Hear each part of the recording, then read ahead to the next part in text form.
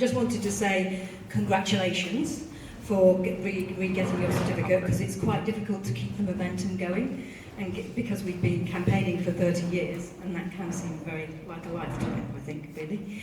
I also wanted to say that all the stories you see about the farmers, and I was going to tell you one story, are only possible because people like you have gone out and bought Fairtrade products and made a nuisance of yourselves and got the institutions you're involved with to buy Fairtrade too. So whether that's the town hall here, or whether it's your local shop or your school or your church, all of those purchases and you being a nuisance has helped the farmers get to where they are today.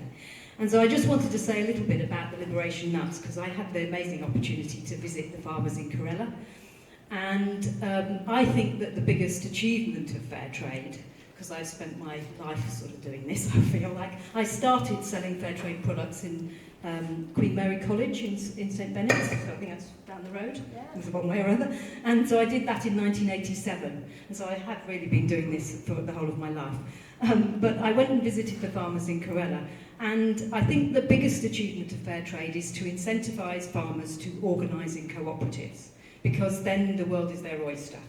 And so when the question about how do we make sure that the farmers aren't getting damaged in the process of processing cashew nuts, is they have a strong organisation of their own where they develop the skills, and they have appropriate people who are checking that they're doing everything properly and that the products are suitable for selling on international markets, and that what they're doing locally isn't hurting local people.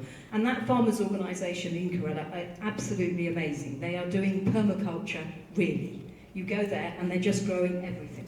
And so they've got little tiny beehives, and they've got all sorts of things that work together, so coconuts and turmeric and ginger. And I went to one lady's farm and she wouldn't let me go, and we really needed to be somewhere else, and she wanted to show me the next bit along, and it was a field full of cauliflowers. And I was just astonished, because I didn't think you grew cauliflowers there. So that sort of sense of what Fairtrade does is it empowers individual farmers like that lady farmer, but it also helps them to build strong organisations so that they can do what they want to do and build their businesses. And so I just wanted to congratulate Tower Hamlets on continuing to commit to Fairtrade and to enable that sort of organisation to thrive. So well done. Thank you very much. Thank you, Seth. Yeah.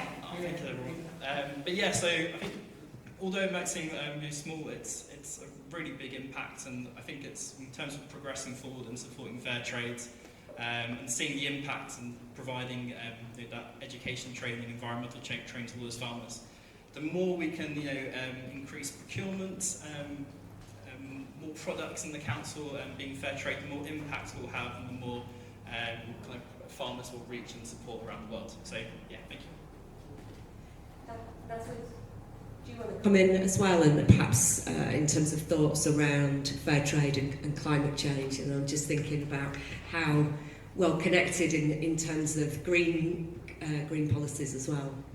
Sure. So I had a couple of thoughts. I think there's a lot of work that the Fairtrade Foundation does, and Fairtrade kind of around, like you say, Seth, educating farmers and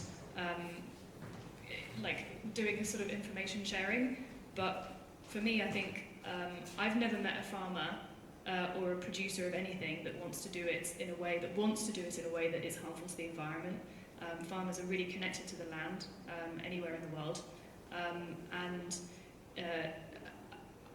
for me, I see that actually we need to give people the ability to make a choice about how they're managing the land.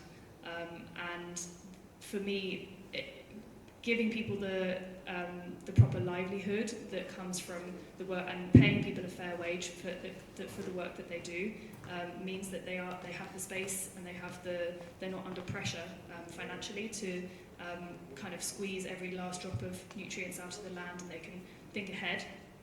One of the things that really stays with me in my politics, in my climate politics, is that people who are money stressed can't make decisions about the future.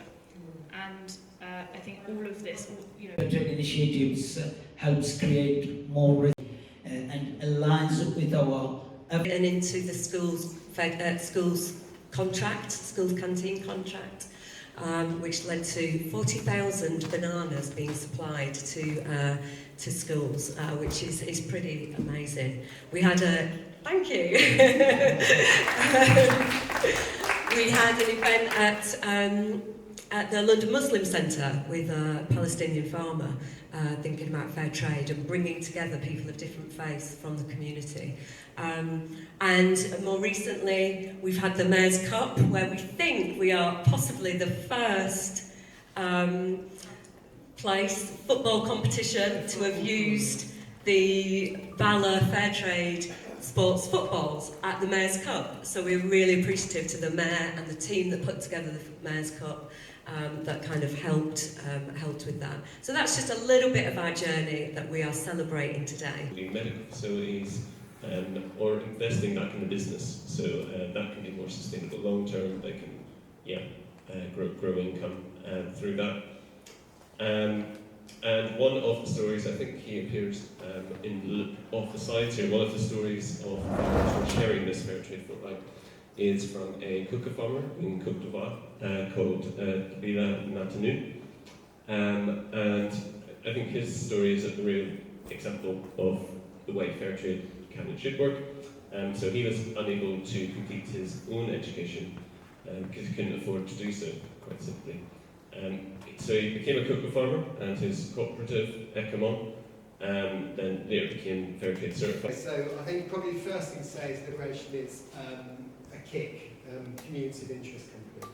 And our community of interest are worldwide smallholder farmer organisations, so cooperatives and other type of organisations. And I believe that one of the really interesting things about Liberation is that 50% of our shareholding is actually owned by the farmers that work on our behalf growing the nuts, which means that not only do they get a full and fair price for commodity that they're growing through us, they've got access to market, but also they get benefits from this end of the supply chain as well. So when we're in profit, we're able to share dividends with them. We were the first borough in the whole country, correct me if I'm wrong, to use the Fairtrade ball at the Mayor's football competition, which happened a few weeks ago. That's something that we really, the team, the council needs to be owing. You've done a fantastic job. The whole day was fantastic. So I think the team needs to be really proud of themselves. We as a council, we are proud of the work that we do. We want to support it. Unfortunately, the Mayor can't be here today, but he sends his best wishes and he recognises the hard work that you do, and we're here to support you going forward. So once again, it's a pleasure to be here. Thank you for inviting me, and you know, I'm here. I'm sure my councillors will echo this. We will be supporting you in whatever way we can to make Fairtrade and household name, and so that everyone, you know, in some way is supporting and understands what Fairtrade is. He's making sure all the good things that we want to do to make sure that we can become Fairtrade and Fairtrade borough, and you know, coming from a Bangladeshi background, been to many other countries like the West Indies and the other countries, and I know how difficult and how people struggle to achieve those, and today this means that they don't have enough money to meet their basic needs like food, water, shelter, education or healthcare. But you have the power to make a difference to the lives of people affected by the climate crisis. By choosing Fairtrade, you are choosing a world where cocoa farmers are paid higher prices for their cocoa, so they can protect themselves, their families and their farms from the climate crisis. Choose the world you want, for you, for farmers and for the planet that we all share.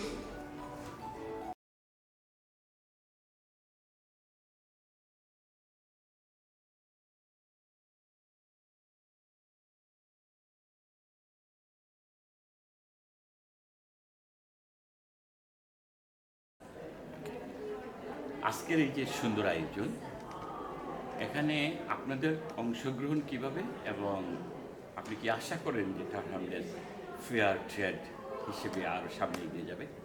Thank you.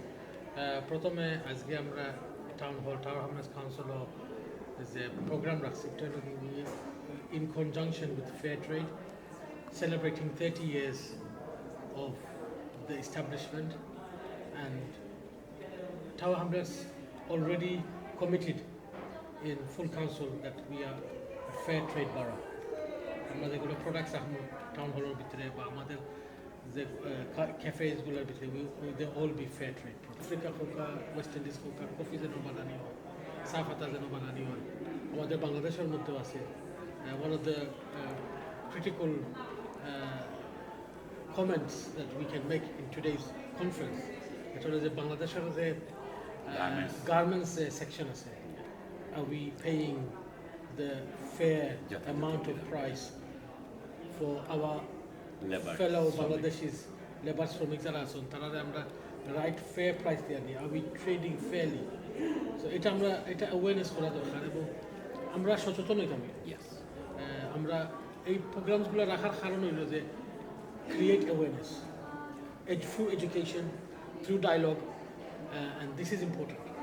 আমরা নিজেরাও practice করতাম। বাংলাদেশে আমরা জানি one of the greatest চা পাতার producer আমরা সিলেটের গর্ব যেটা আমরা জানি চা বাগান, চার এগুলোর মনে আমরা মেক শিওর দ্যাট আমাদের যারা আসুন বা who is working they fair labor, fair pricing, and fair trade. This is what the basic program ta rakha hoyse.